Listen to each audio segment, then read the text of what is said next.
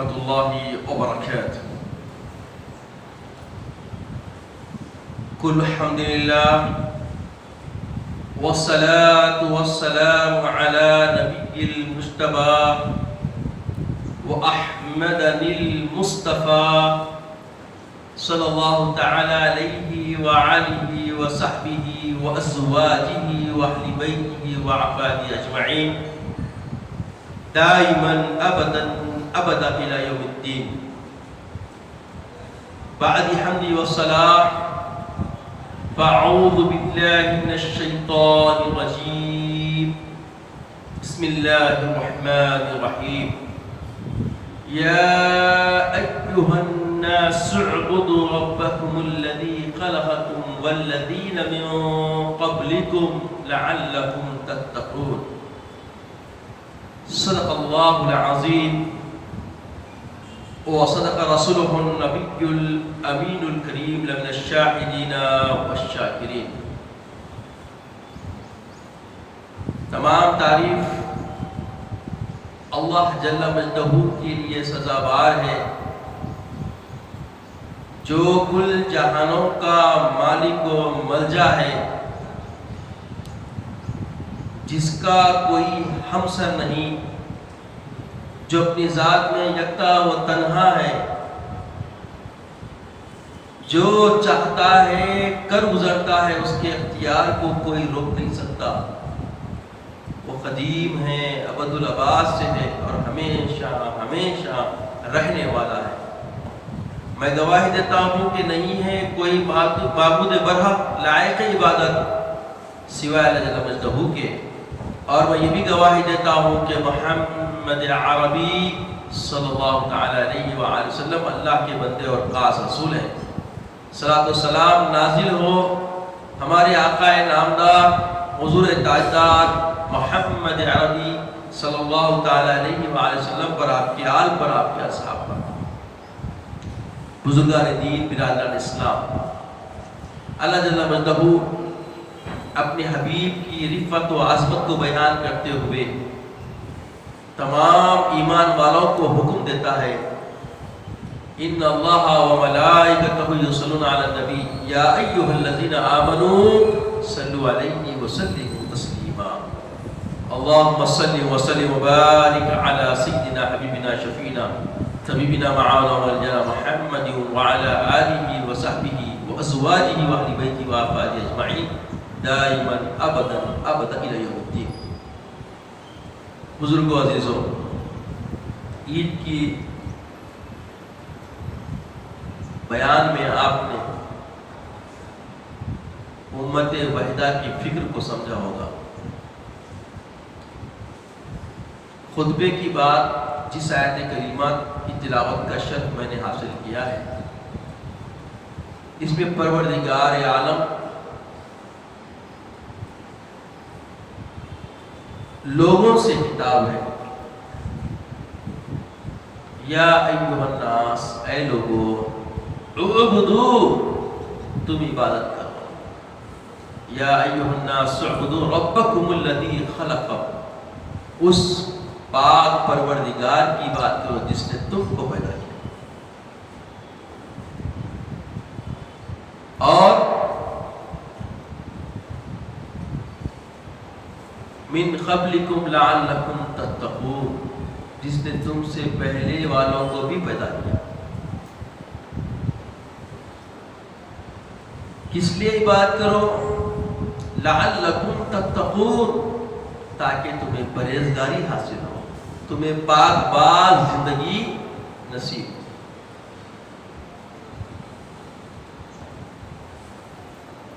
اس کے بعد اللہ فرماتا ہے کہ جس نے زمین کو تمہارے لیے فراش، فرش بنا دیا، اور آسمان کو تمہارے لیے شامیانہ بنا دیا، وَأَنزَلَ مِنَ السَّمَاءِ مَاءً، اور آسمان سے بارش برسائی زمین پر، فَأَخْرَجَ بِهِ مِنَ الثَّمَرَاتِ رِزْقًا لَكُمْ، اور اس سے مختلف قسم کے پھل اور ترکاریاں پیدا فرمائی. کس کے لیے؟ تمہارے لیے. رزق لکم، تاکہ وہ تمہارا رزق بنے.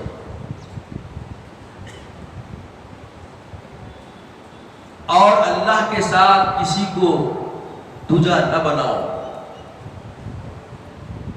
اور تم یہ سب سے بہتر جانتے ہو. وانتم تعلمون، اور تمہیں جانتے ہو کہ دوجا بنانا نہیں ہے. عزیزوں اور بزرگوں،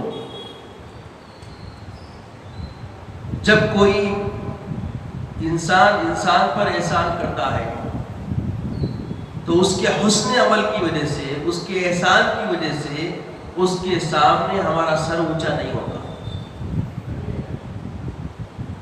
عام انسان کوئی ہاتھ گرم کر دے یا ہماری ضرورتوں میں ہمارا کوئی معاون و مددگار بن جائے اور ہمارے ساتھ حسن سلوک اختیار کر لے، تو یہ ہمارا مزاج ہے کہ اس کے سامنے ہمارا اب سر اونچا نہیں ہوتا. کوئی بڑی بات اس کے سامنے کرنے کی جرات نہیں ہوتی، کیونکہ اس کے احسان تلے ہم دب جاتے ہیں. بات مانتے ہیں نا؟ اور جب پروردگار عالم آپ کو بتا رہا ہے کہ کیسی کیسی نعمتیں دیا ہے، نہ صرف نعمتیں دیا ہے، نعمتوں سے پہلے تم کو پیدا بھی کیا ہے. احسان پر احسان، احسان پر احسان فرما کر کہہ رہا ہے کہ بس تمہیں کرنا کیا ہے؟ بس تمہارا سر اب اللہ کی بارگاہ میں ہونا چاہیے.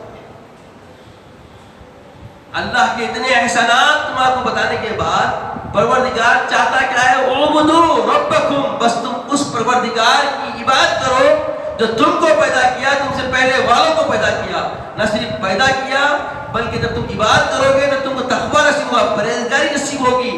اور یاد رکھو یہ وہی رب ہے جس نے زمین کو تمہارے لیے فرش بنایا، آسمان کو شامیانہ بنایا، اور تمہیں کھانے پینے کے رزق کا تمہارا اہتمام بھی رب نے فرما دیا، اور اس کے ساتھ کسی کو شریک نہ کرو، اور تم یہ بات اچھی طرح جانتے ہو. تو عزیز اور بزرگوں، پروردگار عالم ہمیں کتنے اچھے سلیقے سے، کتنے اچھے انداز سے، کتنے اچھے منہج سے، ہماری فہم کے مطابق، ہماری فکر و عادت کے مطابق ہمیں تفہیم دیتی کہ دیکھو رب کریم تمہاری یاوری فرمانے والا ہے. تمہیں پیدا کرنے کے بعد سے لے کر تمہاری زندگی گزارنے کے ہر لمحے میں تمہارے ساتھ اس کے احسانات جڑے ہوئے ہیں. اس کے احسان سے مفر تم اختیار نہیں کر سکتے. جس طرح احسان سے مفر نہیں کر سکتے تو اس کی عبادت سے بھی تم مفر اختیار نہ کرو. اللہ کو ایک مان لینا، اللہ کو ایک ماننے کے بعد اس کی عبادت کا سرور اور اس کی عبادت کا نشہ اپنے اندر پیدا کرنا، یہ طبعاً ایمانی بنیادی حقیقت، ایمانی بنیادی تقاضا ہے. اللہ کے حبیب رحمت عالم محمد نبی صلی اللہ علیہ وسلم کی زندگی دیکھیے آپ. اللہ کے حبیب نے اپنی پوری زندگی اللہ جل مجدہ کی عبادت میں گزاری. ہر وقت اللہ کی بارگاہ میں ہوتے اور امت مسلمہ کو تلقین دی کہ دیکھو بندہ مومن اللہ کے بالکل قریب تر ہونے کا ایک ہی مقام ہے، وہ مقام ہے اللہ کی بارگاہ میں سجدہ ریزی کرنا. جب بندہ سجدے میں ہوتا ہے تو بالکل اللہ کے قریب تر ہوتا ہے. بالکل اللہ کے قریب کی حقیقت کیا ہے کہ بندہ کس میں ہو؟ سجدے میں ہو. اس لیے اللہ کے حبیب نے اپنے محبین کو، اپنے چاہنے والوں کو، اپنے متبعین کو، اپنے عاشقوں کو، اپنے محبوبوں کو بتا دیا قرۃ عینی فی الصلاۃ، نماز میں میرے آنکھوں کی ٹھنڈک ہے. رب چاہتا ہے کہ اس کی عبادت کی جائے. رب نے اپنی چاہتا ہے، ہر چیز کا نشہ ہوا کرتا ہے. جب تک کوئی چیز کا نشہ نہ ہو، بولیے، جب تک کوئی چیز کا نشہ نہ ہو اس کی عادت نہیں پڑتی. صحابہ رضوان اللہ علیہم اجمعین شراب خوری کرتے تھے، اس کا نشہ چڑھ چکا تھا.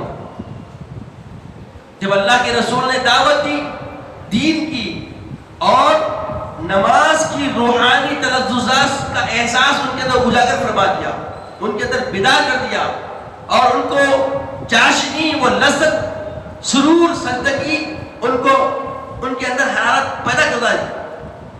سجدہ گیری کی حرارت اور اس کی لذت اور چاشنی ان کے اندر جب اجاگر کر دی اور اس کا احساس صحابہ میں لا دیا، اور جب اللہ کی محبت میں اللہ کی عبادت کا نشہ سر چڑھ کے بولنے لگا، تو تب امر آیا کہ نماز میں جب تم کو آنا ہو نشے کی حالت میں نہ ہو. اگر نشے کی حالت میں رہو گے تو نماز میں نہ آنا. لا تقربوا الصلاة وانتم سکارى، لا تقربوا الصلاة وانتم سکارى، کہ اگر تم نشے کی کیفیت میں ہو نماز کے قریب بھی نہ آنا. جب یہ امر آیا تو ساری دنیا اس بات کو جانتی ہے کہ مدینے کے شہر میں سارے روڈوں پر شراب کی نہتی بہنے لگی. شوق تھا، بھر بھر کے مٹکوں میں ہر چیز میں اسٹور کرتے تھے. جب کہا گیا کہ اگر تم اس نشے میں رہنا چاہتے ہو تو یہ نشے سے تم اپنے آپ کو محروم کر لو گے. تو جب ان کو وہ لذت جانے کا اندیشہ ہوا کہ اللہ کی بارگاہ میں سجدہ ریزی کی چاشنی، وہ لذت اور تلذذات کا احساس ان کے اندر جو اجاگر ہو گیا تھا، اس کو تلف ہونے کا اندیشہ محسوس ہوا صحابہ کو، تو اس کو پانے کے خاطر انہوں نے وہ چیز جو برس سے، بچپن سے، کسی کو جوانی سے لگا ہوا شوق تھا، اس شوق کو انہوں نے پھر پار کر دیا، توڑ دیا اور اس کو رد کر دیا. عزیزو، ہر کسی کو کسی چیز کا نشہ ہے نا. کسی کو دولت کا نشہ ہے، کسی کو طاقت کا نشہ ہے، کسی کو اولاد کا نشہ ہے، کسی کو شہرت کا نشہ ہے. اب یہ بات جلدی ہضم بھی نہیں کرتے ہم، مانتے نہیں. ہماری مزاج ہے، ہماری فطرت ہے. کہاں مانتے ہم ماننے والے نہیں.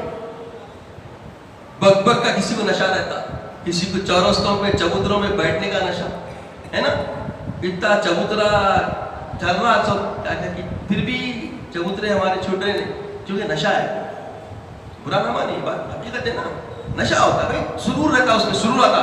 جب تک چار مل کے غیبتوں کی دکان نہ کھول لیں، چار کے شملے نہ اچھال لیں، چار کی ٹوپی نہ اچھال لیں، تب تک مزہ ختم نہیں آتا. مزہ آنے کا مزاج بن گیا. عزیزوں اور بزرگوں، اللہ کے حبیب صلی اللہ تعالی علیہ وآلہ وسلم نے مزاج بتا دیا کہ دیکھو یہ حقیقت کو سمجھو. جب اللہ کی محبت میں آئیں گے، اللہ کی عبادت میں آئیں گے، اللہ کی عبادت کی ریاض جب کرنے لگیں گے تو یہ سارے نشے تمہارے ہوا ہو جائیں گے. اللہ کے حبیب سرور کائنات صلی اللہ تعالی علیہ وسلم اعلان نبوت سے پہلے بھی اللہ کے ذاکر ہوا کرتے تھے. سب کو چھوڑ چھڑا کے اللہ کے کیا کرتے تھے؟ تنہائی میں چلے جاتے، غار حرا میں چلے جاتے. کیا کرتے کیا تھے وہ؟ اللہ کی یاد، اللہ کا ذکر. یہ ایک قسم کا نشہ ہے. جس کو یہ نشہ لگ گیا اب اس کو کسی چیز میں سرور نہیں ملتا، کسی شے میں اس کو آرام نہیں ملتا. تو جب یہ معلوم ہو کہ یہ سرور لذت جس سے ہم حاصل کر رہے ہیں یہ ایک محسن کی ہے، محسن کی لو والی ہے، تو اب کیا کہتے ہیں؟ سبحان اللہ. حبیب پاک علیہ الصلوۃ والسلام کی وفا میں اگر رہنا چاہتے ہو تو کرنا کیا ہے؟ اطاعت محمدی کرنا ہے. اور اطاعت محمدی چاہتی کیا ہے؟ صحابہ کی زندگی میں دیکھو کہ صحابہ نے حبیب پاک کی محبت میں نماز سے ایسا رشتہ باندھا کہ پوری زندگی میں کسی نے نماز کو قضا کی ہو تو انہیں افسوس ہوا کرتا تھا، انہیں اضطرابیت آتی تھی، نماز قضا ہوتی تھی. آج ہماری حالت کیا ہے؟ آج ہم کتنا سرور نماز میں پاتے ہیں. حبیب پاک نے فرمایا کہ دیکھو نماز میں کیا ہے؟ قرۃ عینی فی الصلاۃ، میری آنکھوں کی ٹھنڈک. یعنی نماز جتنے امتی پڑھیں گے حبیب پاک علیہ الصلوۃ والسلام کی آنکھوں کو سرور ملے گا. اب کوئی ایسا عاشق ہو سکتا کہ جو سرور نہ چاہتا ہو اپنے محبوب کا؟ اسی لیے علامہ اقبال نے فرمایا کہ محمد سے وفا تو نے تو ہم تیرے ہیں، یہ جہاں چیز کیا ہے کہ لوح قلم تیرے. ارے وفا چاہیے، حبیب پاک کی کہتا ہے یہ بولیے وفا چاہیے. اگر ہم ایفائے وفا کرتے ہیں, وفا پورا کرتے ہیں, اللہ کے حبیب صلی اللہ علیہ وسلم کی ذات سے ہم پکا جڑتے ہیں, تو سمجھ لیں کہ فلاح, کامیابی, ہر چیز ہمارے. عزیزوں اور بزرگوں, مومن جو ہوتا ہے جب رات آتی ہے تو سب سے ٹوٹ کر وہ رب کی طرف ہوتا ہے. وہ بستر میں آرام محسوس نہیں کرتا, بے چینی محسوس کرتا, تجافا عن مزاجی, وہ کروٹیں بدلتا رہتا ہے. کیا کرتا ہے؟ کروٹیں بدلتا رہتا ہے, بے چین اور اضطراب میں رہتا ہے کہ جب دنیا ساری سو جائے تو میں رب کی بارگاہ میں آ جاؤں. اللہ والے جس سے ہم جڑتے ہیں ان کی زندگیاں دیکھو کیا ہے. یہ زمانے کے لوگوں کو مت دیکھو جو خال میں مزے محسوس کر رہے ہیں. اللہ والوں کی زندگی, محبوب اللہ رحمۃ اللہ تعالیٰ علیہ, حضرت بحیروم پیا رحمۃ اللہ تعالیٰ علیہ, عبداللہ صاحب, یہ ہمارے لیے نمونہ ہے. ان کی زندگیاں کیسی تھی؟ جتنے اسلاف بزرگ ہیں وہ جانتے ہیں کہ یہ ہماتن اللہ کے ذکر کے ذاکر تھے, اور ہر آنے والے کو تلقین کرتے کہ وہ رب کی بات. اللہ والے خود بھی عمل کرتے تھے, تزکیہ کرتے تھے. ان کو دنیا کے کسی جھمیلے میں مزے نہیں ہوتے, جب نماز میں ہوتے تو مزہ کچھ اور ہوتا. حضرت عبداللہ شاہ عبداللہ رحمۃ اللہ علیہ کی جو محبت اور سرور عبادت جو ان کے اندر تھا, ان کی زندگی سے کئی لوگ دیکھے کہ وہ چلنے کے قابل نہیں تھے, کھڑے ہو نہیں سکتے تھے, مگر دو جنے پکڑ کے لا کے جب خطقہ بدیسرا پہ کھڑا کر دیتے تو ہمت سے ایسے کھڑے ہوتے کہ پوری نماز, پورے ارکان ادا کرتے, اور نماز کے بعد پھر ان کو اٹھنے نہیں آتا. سوچے وہ کس بات کا ان کے اندر نہ چاہتا. آج لوگ عجیب عجیب لوگوں کے پیچھے پڑے ہوئے ہیں. ایسے اللہ والوں کے جو متبعین ہیں وہی ہمارے رہبر و رہنما, یاد رکھیں. اور جو ان چیزوں سے انحراف کیا, جن لوگوں نے تزکیہ چھوڑ دیا, عوام الناس سے لو لگا لی, تو یہ رب کے نہیں بندگان خدا کے ہو گئے. اب رب سے نہ ان کو ربط ملتا ہے نہ یہ ربط کروا سکتے ہیں. بات سمجھیں. آج کل لوگ عجیب عجیب لوگوں کو دیکھ کر الزامات لگاتے ہیں اہل سنت جماعت میں. یاد رکھیے اہل سنت جماعت ہی وہ ایک ایسا راستہ ہے جو سواد اعظم کی منزل پہ لے آتا ہے, اور سواد اعظم کی ضمانت اللہ کے محبوب صلی اللہ علیہ وسلم نے دے رکھی ہے. تو اپنے آپ پہ تزکیہ کیجئے, اپنے آپ میں وہ لذت چاشنی عبادت جو صحابہ کو اللہ کے رسول نے دی تھی, اور ہمیں ہمیشہ دائم و قائم رہنے کے لیے اپنی زندگی کو پیش فرمایا آقا علیہ الصلوۃ والسلام نے. تو ہمیں بھی چاہیے کہ اس چاشنی کی آشنائی کے لیے اپنے آپ کو لگا دیں. اللہ تعالیٰ سے دعا ہے کہ یا الہ العالمین ہمیں نیک توفیق عطا فرما, نیک ہدایت عطا فرما, وہ لذت عبادت ہمیں عطا فرما جو تو نے صحابہ, تابعین, تبع تابعین, سلف صالحین, ہمارے مرشدین, ہمارے محتدین کو عطا فرمائی. مولا ہمیں ہدایت کی راہ سے گامزن فرما, اتفاق و اتحاد کی توفیق عطا فرما, عزت و آبرو کے ساتھ زندگی گزارنے والا بنا. مولا عزت کی زندگی عطا فرما, خاتمہ بالخیر فرما, وقت نازک میں طیب عطا فرما, اپنے حبیب پاک صلی اللہ علیہ وسلم کا دیدار عطا فرما. سبحان اللہ و بحمدہ, سبحان اللہ العظیم, والحمد للہ.